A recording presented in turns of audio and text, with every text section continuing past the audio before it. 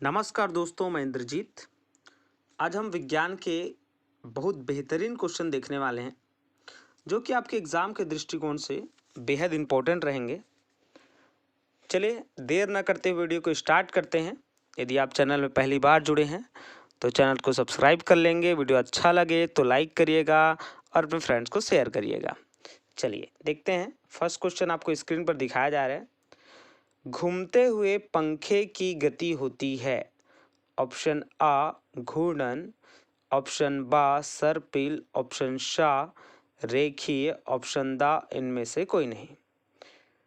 तो घूमते हुए पंखे की गति हमको पूछा है, तो इसका राइट आंसर हो जाएगा ऑप्शन नंबर आ घूर्णन गति। क्लियर। अब इसमें होता क्या है ये पहले अपन समझ लेते हैं। देखिए घूर्णन कैसे समझेंगे आप।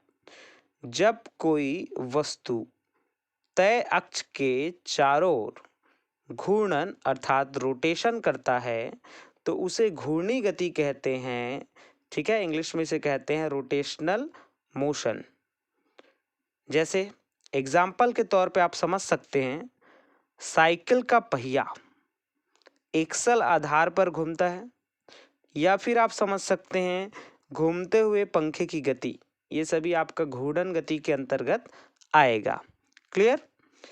जो आपका एक और ऑप्शन है, ऑप्शन नंबर बा सर्पिल गति, ये क्या होता है? तो इसमें आप इजीली समझ सकते, स्प्रिंग टाइप का है ना। जैसे कछुआ अगरबत्ती आपने देखा होगा कैसा रहता है वो, उस टाइप का। क्लियर है। फिर आपका नेक्स्ट क्वेश्चन है, घूमते हुए लट्टू की गति होती है। ऑप्शन आ घूर्णन, ऑप्शन बा सर्पिल, ऑप्शन शाह रेखी, ऑप्शन दा इनमें से कोई नहीं। इसका राइट आंसर क्या हो जाएगा? ऑप्शन नंबर आ घूर्णन। क्लियर। नेक्स्ट क्वेश्चन है, बहुत ही शानदार क्वेश्चन है ये। घड़ी की सुई की गति होती है। ऑप्शन आ दोलन गति, ऑप्शन बा आवर्ती गति, ऑप्शन शाह रेखी गति, ऑप्शन नंबर दा सर्पिल गति।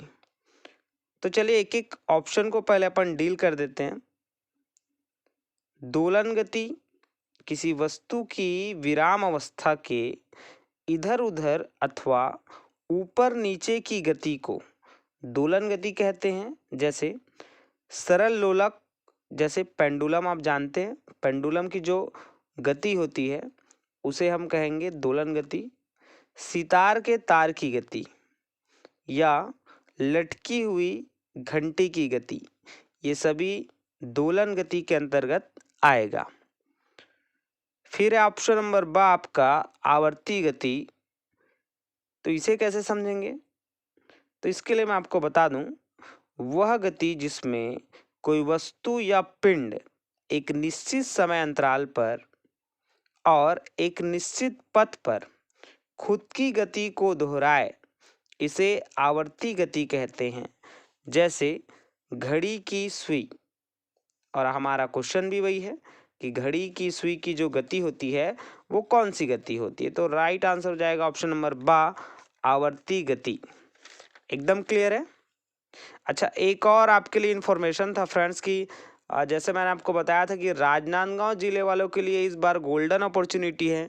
पहले उनको चांस नहीं मिलता था, उसी प्रकार जो बच्चे मुंगेली जिले में हैं उनको भी इस बार संपूर्ण जिला उनका इस बार रहेगा। संपूर्ण जिला के जो बच्चे हैं वो एग्ज़ाम फॉर्म फिल कर सकते हैं।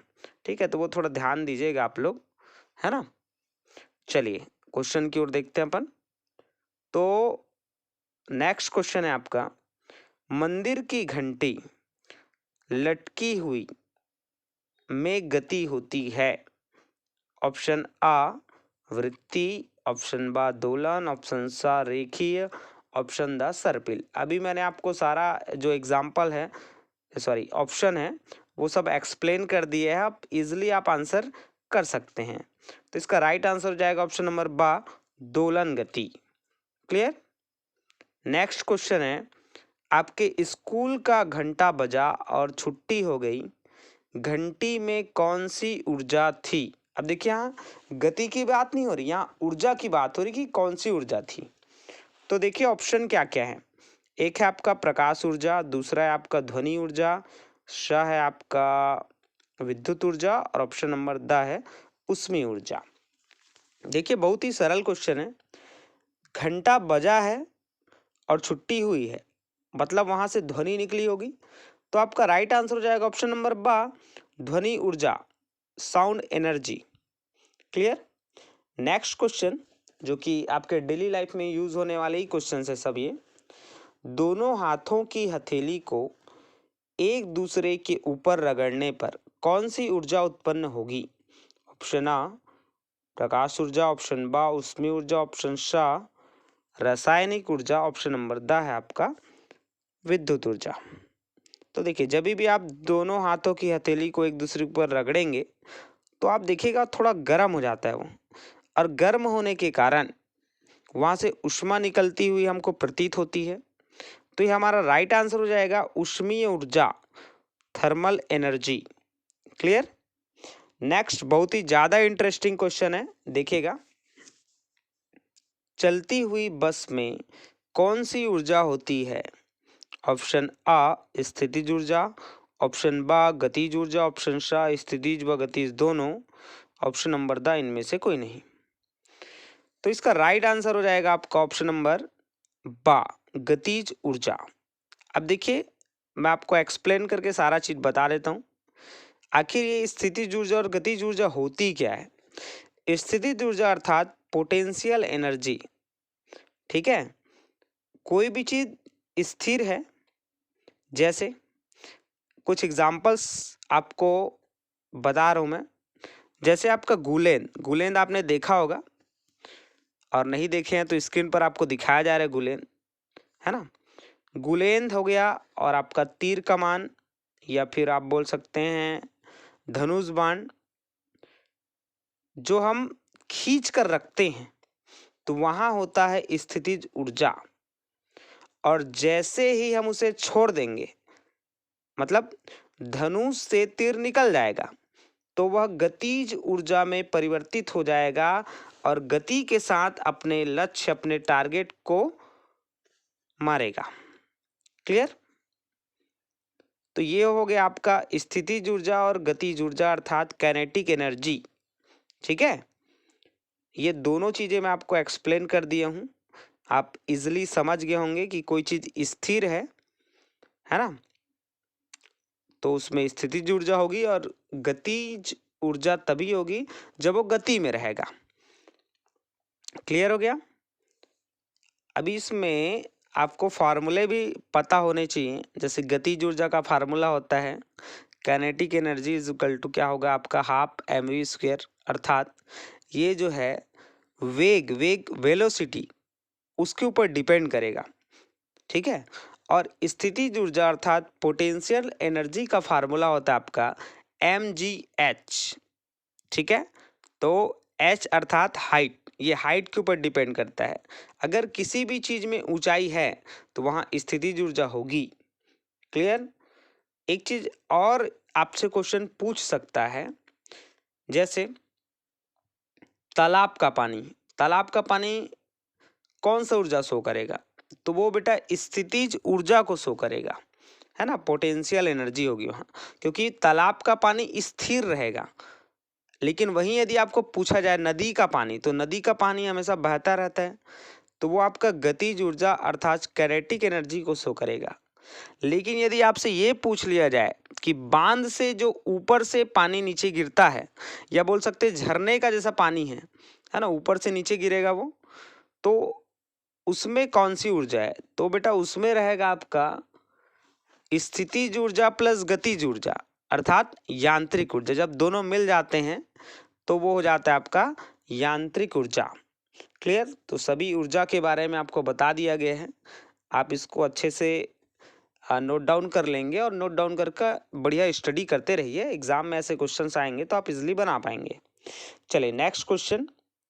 मोनू ने बल्ब जलाया, बल्ब जलने पर विद्युत ऊर्जा एवं खालिस्तान ऊर्जा में परिवर्तित होगी। ठीक है, ये बहुत ही अच्छा क्वेश्चन है आपका। देखिए बल्ब जलेगा कैसे, ये प्रोसेस पहले आप समझिए। जैसे आप क्या करेंगे, बिजली देंगे बल्ब को, अर्थात उसको विद्युत ऊर्जा मिलेगा तो वो जलने लगेगा। लेकिन कुछ देर के बाद, जैसे वो जल ही रहा है बल्ब, तो कुछ देर के बाद क्या होगा, बल्ब जो है वो गर्म हो जाएगा। और जहाँ गर्म है तो फिर आपको सीधा समझ आता है कि वहाँ से आपका थर्मल एनर्जी अर्थात उष्मीय ऊर्जा में वो क्या होगा, परिवर्तित हो जाएगा, कन्वर्ट हो जाएगा। तो बहुत सिंपल सा क्वेश्चन था, बल्ब जलने पर विद्युत ऊर्जा, ठीक है, किस में बदल जाएगी आपका, थोड़ी देर के बाद उष्मीय ऊर्जा में वो बदलेगा। तो सबसे पहले जैसे बल्ब जलेगा तो आपको मिलेगा प्रकाश। ठीक है, तो ऑप्शन आप चेक करिएगा, option number A is right answer, प्रकाश एवं उष्मीय ऊर्जा। ठीक है, तो जैसे विद्युत ऊर्जा बल्ब को मिलेगा तो वो प्रकाशित हो जाएगा और बहुत देर तक जलने के पश्चात गर्म हो जाएगा, जिसके कारण उसमें उष्मीय ऊर्जा आ जाएगा।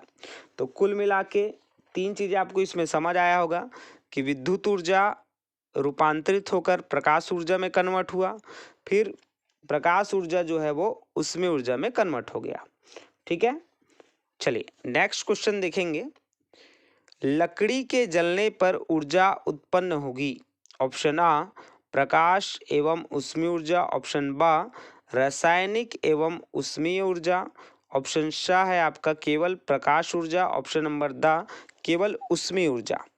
तो लकड़ी का जो जलना है ना, उसके बारे में आपको थोड़ा डिटेल में आपको बताता हूँ, ध्यान से समझिएगा। देखिए रासायनिक अभिक्रिया से प्रारंभ होगा। लकड़ी में जो संचित रासायनिक ऊर्जा अर्थात ऑक्सीजन की उपस्थिति में जलने के पश्चात ये प्रकाश एवं उष्मीय ऊर्जा में परिवर्तित हो जाएगा। तो आपका राइट आंसर हो जाएगा ऑप्शन नंबर आ प्रकाश एवं उष्मीय ऊर्जा। ठीक है, चलिए नेक्स्ट क्वेश्चन। रखी हुई फुटबॉल को गतिशील बनाने के लिए उस पर लगाना पड़ता है। ऑप्शन आ गति, ऑप्शन बा बल, ऑप्शन सा घर्षण, ऑप्शन द इनमें से कोई नहीं। तो चलिए समझते हैं। देखिए हमको क्या बोला है, एक फुटबॉल रखा गया है और उसको हमको गतिशील बनाना है। ठीक है, तो उसमें हम क्या लगाएंगे, तो भाई इसमें क्या लगाएंगे, बल लगाएंगे, सिंपल सी बात है। यदि हम उस पर बल लगाएंगे तो उसको क्या होगा, गति मिलेगा। और एकदम सिंपल सी चीज है, फुटबॉल और उसमें जमीन है नीचे में, क्योंकि जमीन में ही रखा रहेगा फुटबॉल, तो जमीन और फुटबॉल इनके बीच क्या होगा, घर्षण होगा। और जब भी घर्षण होगा तभी क्या होगा, वो गतिशील होगा। जैसे हम लोग चलते हैं तो भी हम घर्षण के कारण ही चल पा रहे हैं, जहाँ घर्षण कम होता है वहाँ हम फिसल जाते हैं, है ना। जैसे खाना आप चबा रहे हैं तो वो भी घर्षण के कारण चबा पा रहे हैं। तो घर्षण बहुत उपयोगी चीज है ना। तो इसका राइट आंसर हो जाएगा बेटा ऑप्शन नंबर बा बल। रखी हुई फुटबॉल को गतिशील बनाने के लिए आपको बल लगाना पड़ेगा। ठीक है, और बल लगाने से गति मिलेगा, और जब गति होगा तो सतह के साथ क्या होगा, इसमें घर्षण भी उत्पन्न होगा। क्लियर हो गया।